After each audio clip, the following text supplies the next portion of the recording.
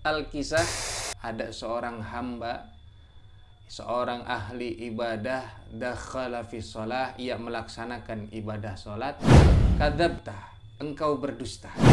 Engkau tidak menyembah Allah tetapi engkau menyembah makhluk, engkau berdusta. Percuma Anda ibadah kalau masih doyan ngelakuin maksiat. Daripada kita beribadah karena seseorang, daripada kita beribadah karena sesuatu, lebih baik tidak ibadah sekalian. Justru inilah yang salah besar.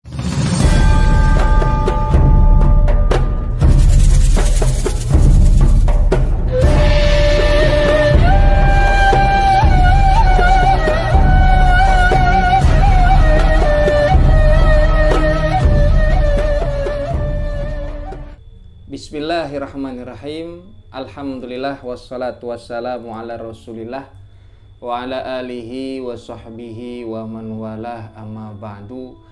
Qala al-muallif rahimahullahu ta'ala wa adama nafa bihi wa bi ulumihi fid dharain. Qala anna 'abidan dakhala fi shalah.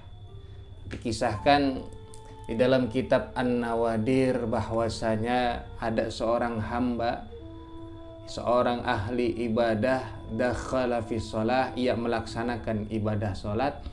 Falamma wasala ila qaulihi, maka tatkala ia sampai kepada kalimat atau ucapannya iyyaka na'budu, yaitu pada surat Al-Fatihah ayat kelima, khatara bibalih, terbesit muncul bibalihi, dalam pikirannya, annahu 'abidun haqiqah, ia merasa bahwa dirinya abid, adalah seorang ahli ibadah, seorang hamba hakikah yang sebenar-benarnya.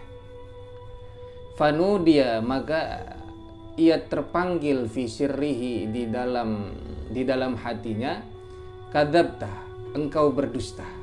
Innama ta'budul khalqa, bahwasanya engkau menyembah makhluk.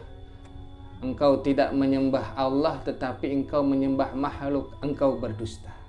Fataba, setelah ia mendengar itu kemudian ia bertobat kepada Allah Subhanahu wa taala. Wa antazala 'anin nas, lalu ia menyendiri dari manusia. Tsumma syara'a fi shalah, kemudian ia kembali memulai ibadah salatnya. Falamma wasala ila iyyaka na'budu, maka tatkala ia sampai kepada kalimat iyyaka na'bud, nudia, kemudian ia dipanggil kembali, ia mendengar ada suara, kadzabta, engkau berdusta. Innama ta'budu zaujatak, sesungguhnya engkau menyembah istrimu. Fatalaqa imratahu, kemudian ia menceraikan istrinya. Tsumma syara'a fi shalah, lalu ia memulai ibadah salatnya kembali.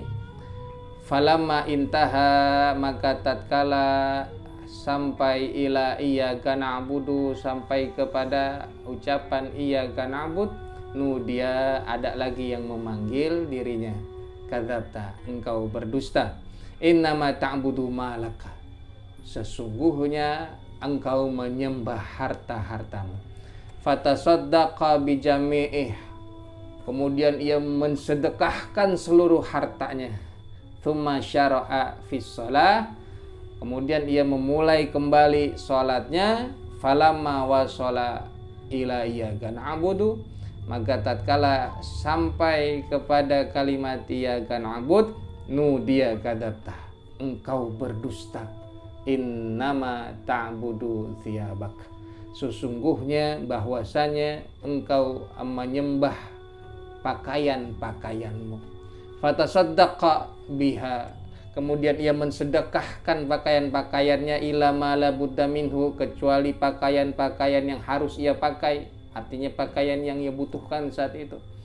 Tsumma syara'a fis shalah, kemudian ia kembali memulai ibadah salatnya. Falamma wasala ila iyyaka na'bud, maka tatkala sampai kepada ucapan iyyaka na'budu wa iyyaka nasta'in, nudia, ada kembali yang memanggil dirinya, an sodakta, atau bisa disebut dikatakan in sodakta fa anta minal abidin haqiqah, jika kamu benar, fa anta minal abidin haqiqatan, maka engkau termasuk adalah hamba-hamba.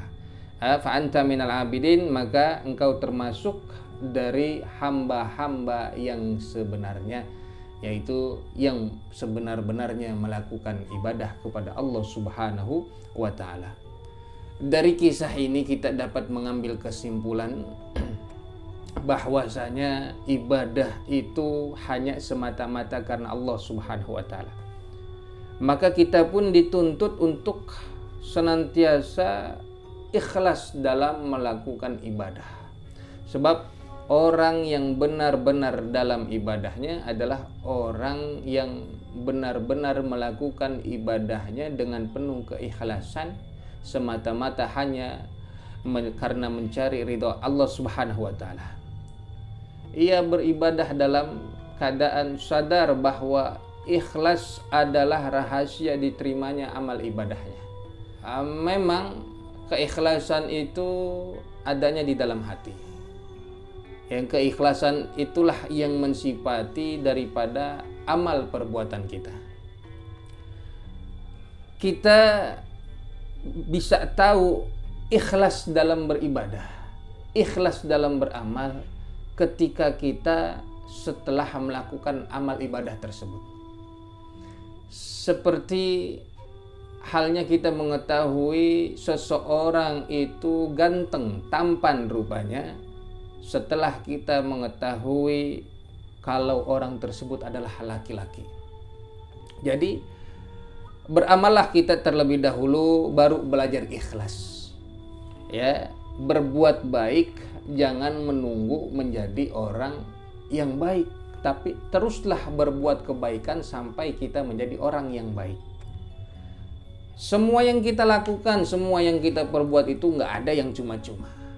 Meskipun ada yang mengatakan percuma Anda sholat kalau masih ngelakuin dosa, percuma Anda pakai hijab kalau kelakuannya masih bejat, percuma Anda ibadah kalau masih doyan ngelakuin maksiat. Itu nggak ada yang cuma-cuma seperti itu. Sebab maka daripada itu kita perbaiki ibadah kita. Terkadang kita ibadah bukan karena Allah Subhanahu wa ta'ala, kita ibadah karena makhluk, karena seseorang, karena sesuatu, karena diperintah, dipaksa orang tua, oleh pasangan kita. Itu namanya baru kita belajar ibadah. Kita ibadah hanya karena ingin dinilai, hanya ingin dipandang menjadi orang yang ahli ibadah, hanya ingin dinilai menjadi orang yang baik. Ibadah kita mungkin karena riya, tidak ikhlas karena Allah Subhanahu wa ta'ala. Namun bukan berarti itu semuanya hanyalah cuma-cuma. Bukan berarti itu semua yang kita lakukan ibadah itu hanyalah cuma-cuma.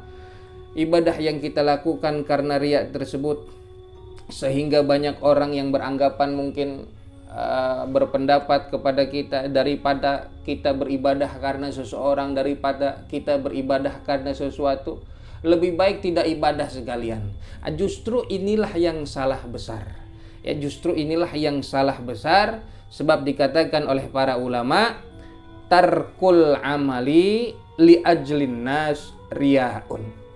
Meninggalkan amal ibadah karena manusia itulah riya yang sesungguhnya. Jadi tetaplah kita beribadah meskipun riya, meskipun hanya ingin dipandang, dinilai oleh orang lain. Akan tetapi lebih baiknya kita terus menyadari adanya riya tersebut, kemudian kita benahi, kita perbaiki ibadah kita, hilangkan riyanya. Hilangkan riyanya, teruslah beribadah. Jangan hanya karena ibadah kita dinilai riya, ibadah kita dinilai ingin dipandang oleh orang lain sebagai orang baik, yang ditinggalkan adalah ibadahnya. Ya, jangan hanya karena riya lalu yang dihilangkan adalah ibadahnya, tetapi teruslah ibadah, yang dihilangkan adalah riyanya. Lihatlah seorang ahli ibadah, seorang hamba dalam kisah tersebut, meski dirinya dikatakan dusta, yang ia sembah bukan Allah, dia ibadah bukan karena Allah, lalu dirinya dikatakan dusta, tetapi ia terus melakukan ibadahnya, terus melakukan sholatnya, bukan malah meninggalkan sholatnya, bukan malah meninggalkan ibadahnya, tetapi ia terus berusaha, ia berjuang memperbaiki ibadahnya, memperbaiki sholatnya, sehingga ia sampai pada derajat yang tinggi, derajat yang mulia, di mana dirinya dikatakan sebagai hamba yang hakiki, yaitu yang melakukan sebenar-benarnya ibadah. Wallahu a'lam bishawab.